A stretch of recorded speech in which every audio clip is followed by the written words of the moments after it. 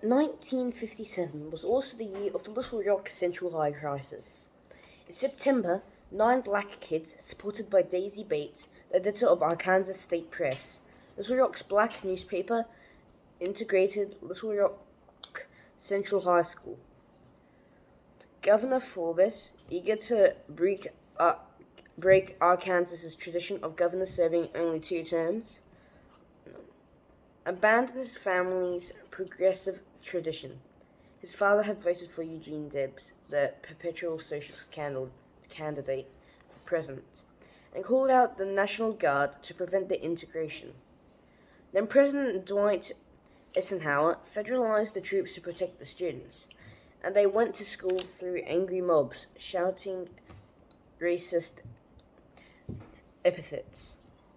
Most of my friends were either against interrogation or apparently unconcerned. I didn't say too much about it, probably because my family was not especially political, but I hated what Forbes did.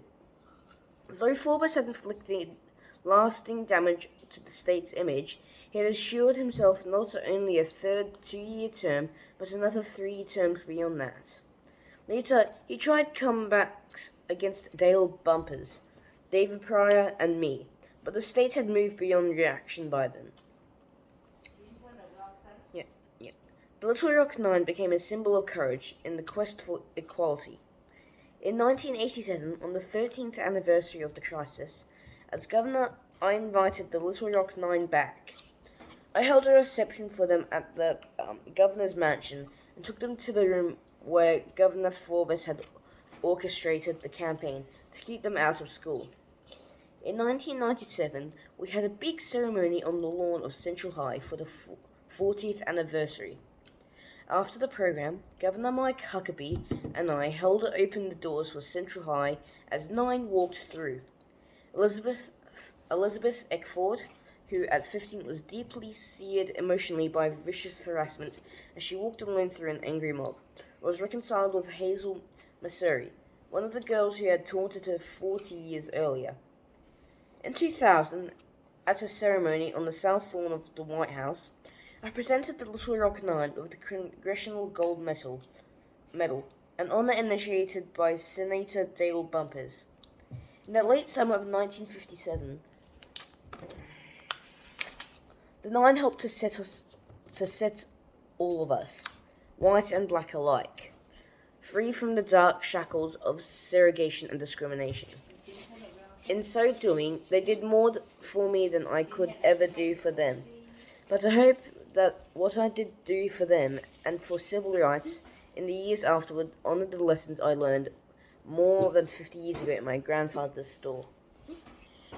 In the summer of 1957, and again after Christmas that year, I took my first trip out of Arkansas.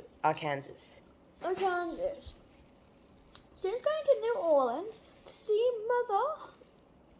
Mother, both times I got a trailway bus bound for Dallas to visit Aunt Oti. It was a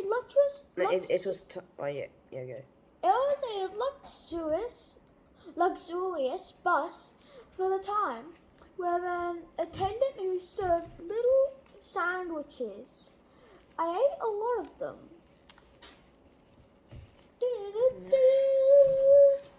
Dallas was the third real city I had been in. I visited Little Rock on a 5th grade field trip to the state capital, the highlight of which was a visit to the governor's office with the chance to sit in the absent governor's chair. It made such an impression on me that years later I often took pictures of children sitting in my chair, both in the governor's office and in the Oval Office. The trips to Dallas were remarkable to me for 3 reasons: beyond the great Mexican food, the zoo, and the most beautiful miniature golf course I'd ever seen. First, I got to meet some of my father's relatives. His younger brother, Glenn Blythe, was the constable of Irving, a suburb of Dallas. He was a big, handsome man, and being with him made me feel connected to my father. Sadly, he also died too young, at 48 of a stroke. My father's niece, Anne Grigsby, had been a friend of Mother's since she married my father. On those trips, she became a lifetime friend, telling me stories about my father and about what Mother was like as a young bride. Anne remains my closest link to my Blythe family heritage. Say good. Good to you. Going again. Second on New Year's Day, Nice. 1985. 1958. 1958, I went to Cotton Bowl. My first college football game was led by quarterback King Hill, played Navy, whose great running back Joe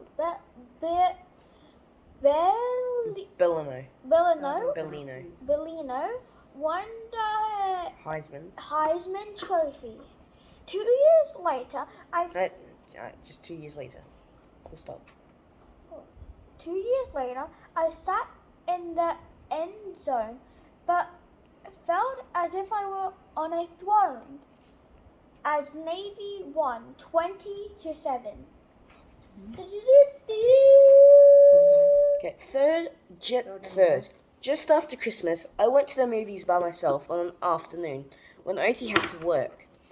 I think The Bridge on the River Kwai was showing. I loved the movie, but I didn't like the fact that I had to buy an adult ticket, even though I wasn't yet 12. I was so big for my age. The ticket seller didn't believe me. It was the first time in my life someone refused to take my word.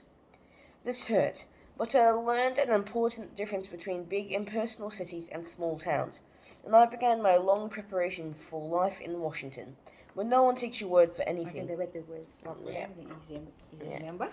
Yeah. So that's over today? Yeah, that's all going to be all for today, and we'll see you tomorrow. Okay, bye-bye. Say have a good night, Have a good night. Bye. Bye.